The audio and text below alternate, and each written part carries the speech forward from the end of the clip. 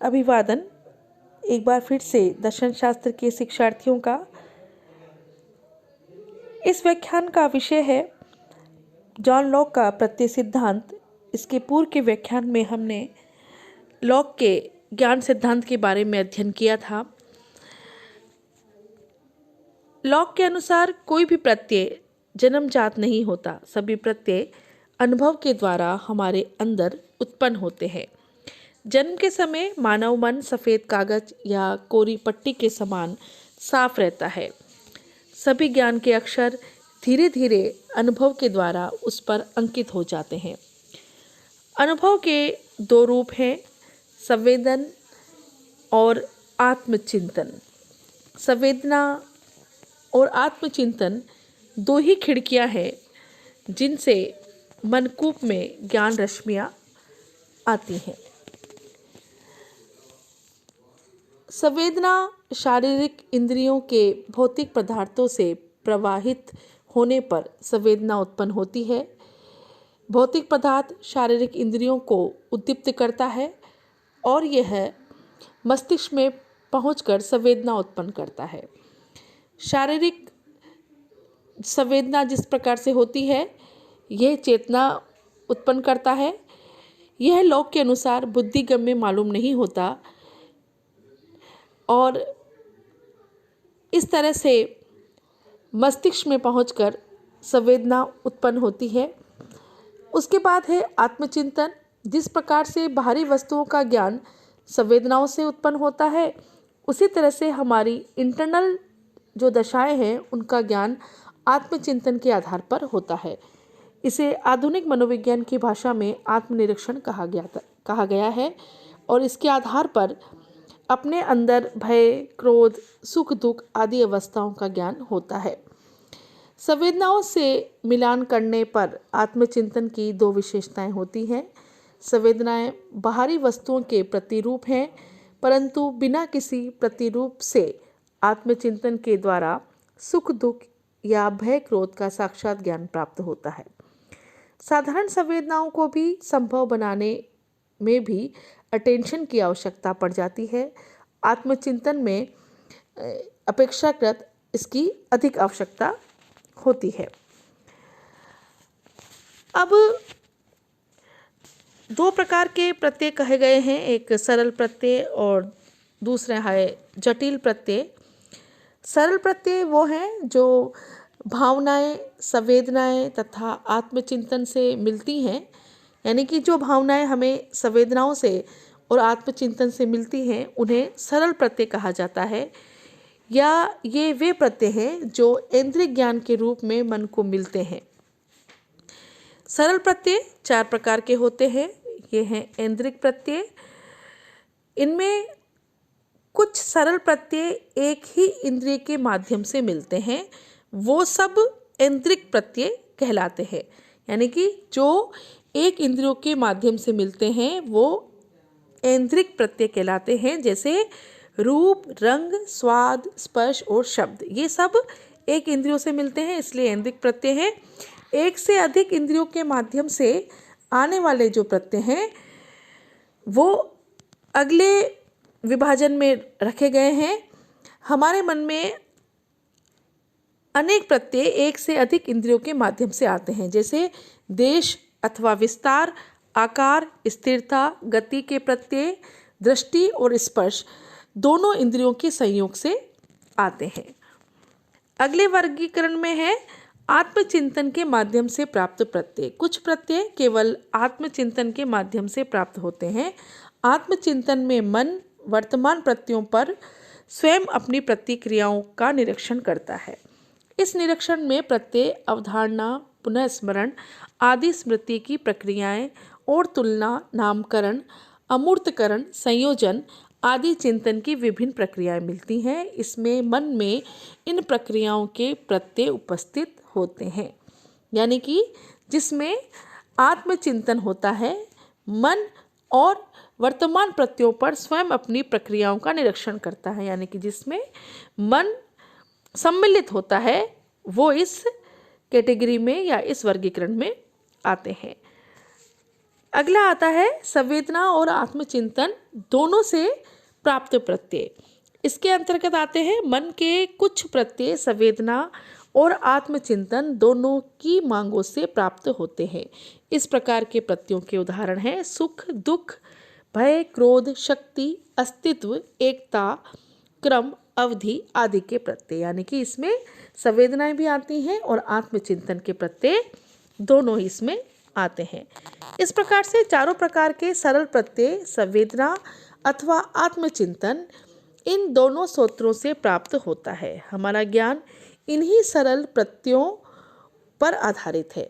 जिस प्रकार समस्त लिखित साहित्य वर्णमाला के अक्षरों से बनता है, संवेदनाएं आंतरिक भी होती हैं और बाहरी भी। ये वे खिड़कियां हैं जिनसे बुद्धि के अंधकार में कक्ष में ज्ञान का प्रवेश होता है।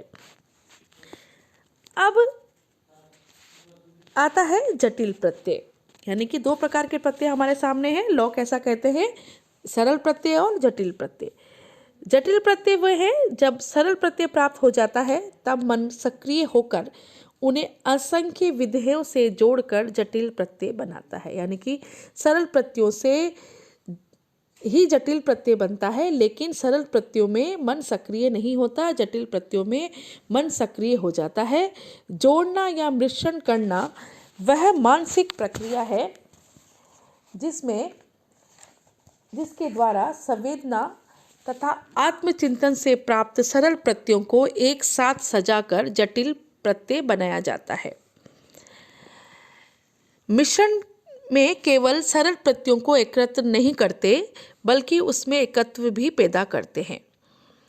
जैसे पीला, सुगंध, चिकना आदि के सरल प्रत्ययों को जोड़कर आम का जटिल प्रत्यय बनता है।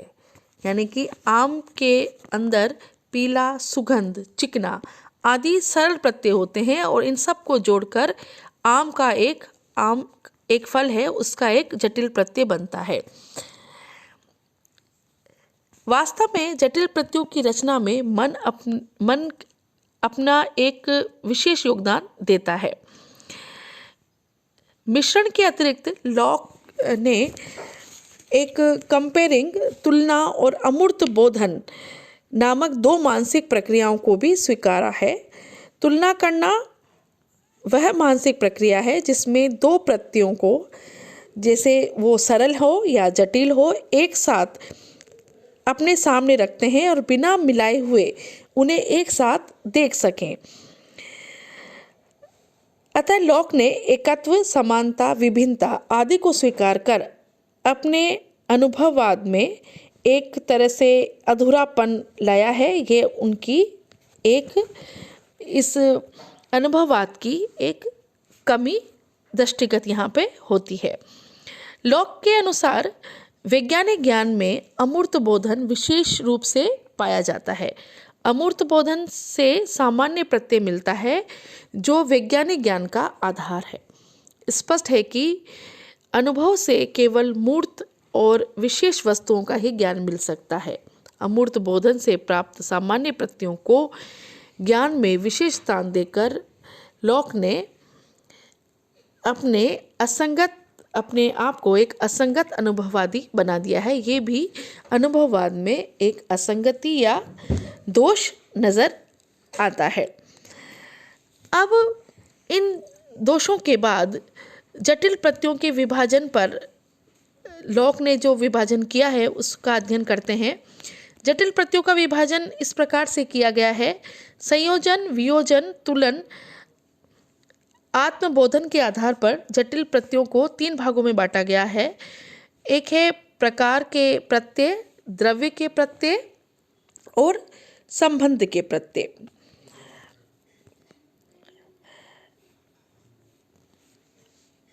प्रकार के प्रत्यय वे जटिल प्रत्यय हैं जो स्वयं अपने आधार पर खड़े नहीं रह सकते, द्रव्य पर आधारित होते हैं। जैसे त्रिकोण, कृतज्ञता के प्रत्यय, ये भी दो प्रकार के होते हैं, सरल और जटिल। यानी कि प्रकार के प्रत्यय वे होते हैं जो किसी अन्य आधार पर निर्भर होते हैं। ये दो प्रकार के माने गए हैं। पहला सरल प्रत्यय होते हैं और दूसरा जटिल होते हैं। यानी कि इन प्रत्ययों में एक ही सरल प्रत्ययों की विविधताएं सम्मिलित होती हैं, अर्थात अन्य किसी प्रत्ययों को सम्मिलित न करके एक ही प्रत्ययों को विभिन्न प्रकार के संयोजन में दोहराया जाता है और इस प्रकार से एक सरल प्रत्यय बनता है। जैसे दर्जन के प्रत्यय, कोड़ी के प्रत्यय, यानी कि हम किसी गणितीय गणना करते हैं तो वो सब सरल प्रत्यय इसके अंतर्गत आते हैं। और जटिल प्रत्यय जिसमें अनेक प्रकार के सरल प्रत्ययों को जोड़कर योग बनाकर इसमें माना जाता है, जैसे दौड़ना, लड़ना, ये सब इसके अंतर्गत आते हैं। फिर है द्रव्यों के प्रत्यय। द्रव्यों के प्रत्ययों में इसमें आता है प्रकार के प्रत्यय आत्मनिर्भर नहीं होते, जैसा कि अभी बताया, जबकि द्रव्य के प्रत्ययों पर आधारित होते हैं। द्रव्यों का प्रत्यय ऐसे सत्व का बोध कराता है जो आत्मनिर्भर होता है। द्रव्य के प्रत्यय भी जटिल प्रत्यय हैं और इनके अनेक सरल प्रत्ययों के मिश्रण से बनते हैं। द्रव्य के प्रत्यय जटिल प्रत्यय होते हैं और अनेक सरल प्रत्ययों के मिश्रण से बनते हैं। द्रव्य के किसी भी जटिल प्रत्यय में गुणों के प्रत्यय सम्मिलित होते हैं। ये प्रत्यय विशिष्ट वस्तुओं के सूचक होते हैं जो कि विभिन्न गुणों के आधार होते हैं। अनुभव में देखते हैं कि संवेदना और चिंतन से प्राप्त हुए अनेक सरल प्रत्यय सदैव एक साथ रहते हैं। इस तरह से इनका एग्जाम्पल है, जैसे सेब, एप्पल एक ऐसे द्रव्य का नाम है जिसमें विशिष्ट रूप, रंग, स्वाद, गंध आदि के प्रत्यय जुड़े होते हैं। कुछ द्रव्य प्रत्यय वस्तुओं के प्रत्यय न होकर अनेक वस्तुओं के आधार के रूप में होते हैं। जैसे बहुत से मनुष्यों को मिलाकर भीड़ या सेना बनती है, इसी तरह असंख्य द्रव्यों को मिलाकर जगत का निर्माण होता है। इस प्रकार द्रव्य का प्रत्यय वे प्रत्यय है जिनके लिए व्याकरण में समुदायवाचक संज्ञाओं का प्रयोग होता है। अगला जटिल प्रत्यय का विभाजन का जो प्रकार है वो है संबंधों के प्रत्यय। विकारों और द्रव्यों के प्रत्ययों के अतिरिक्त हमारे मन में कुछ ऐसे प्रत्यय होते हैं जिनमें विभिन्न वस्तुओं के विभिन्न प्रकारों के संबंध दर्शाए जाते हैं। ये प्रत्यय संबंध के प्रत्यय हैं। इनमें विभिन्न वस्तुओं की तुलना की जाती है। संसार की सभी वस्तुओं में विभिन्न प्रकार के संबंध जोड़े जा सकते हैं। संबंधों के प्रत्यय में मनुष्य प्रत्यय कार्य कारण के प्रत्यय हैं। कार्य कारण संबंध संवेदना और चिंतन दोनों से मिलता है। इंद्रियों द्वारा देखते हैं कि जगत की वस्तुओं में परिवर्तन होता है, जिसमें कुछ नए द्रव्य और गुण अन्य द्रव्यों और गुणों के अस्तित्व में आते हैं। जैसे बादलों को देखकर वर्षा का विचार आता है और बादल का प्रत्यय कारण है और वर्षा का प्रत्यय कार्य है। विभिन्न घटनाओं में कार्य कारण का संबंध है। मोम के पिघलने का कारण गर्मी है। इस प्रकार कारण वह है जो अन्य वस्तु प्रत्यय या द्रव्य विकार के अस्तित्व में लाता है। कार्य वह है जो किसी अन्य वस्तु से उत्पन्न होता है। विज्ञान के क्षेत्र में देश, काल, विस्तार, तादात्म्य आदि असंख्य संबंधों के प्रत्यय प्रयोग किए जाते हैं। इस प्रकार से लॉक ने जटिल प्रत्ययों के विभाजन के 3 भेद यहाँ पर बताए हैं। लॉक ने जन्मजात प्रत्ययों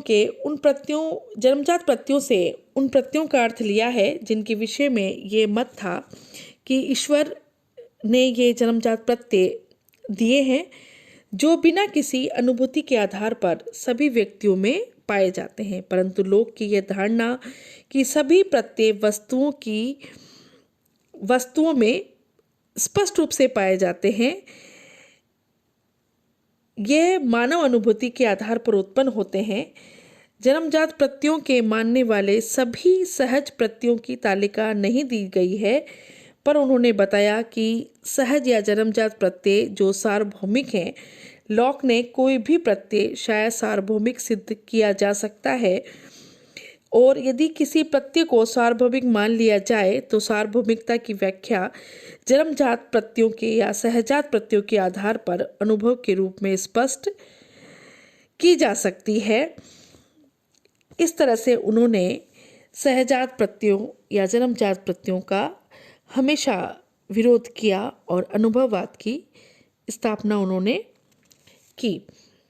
अंत में उन्होंने जब प्रत्ययवाद के इस व्याख्यान के निष्कर्ष के रूप में हम ये कह सकते हैं कि सहजात प्रत्यय या जन्मजात प्रत्ययों की विरोध के बाद उन्होंने अनुभव को ही ज्ञान का एक स्रोत माना और संवेदना और आत्मचिंतन के द्वारा ही किस तरह से मनुष्य को ज्ञान होता है ये सिद्ध किया। आज के इस व्याख्यान में इतना ही। शुक्रिया, धन्यवाद।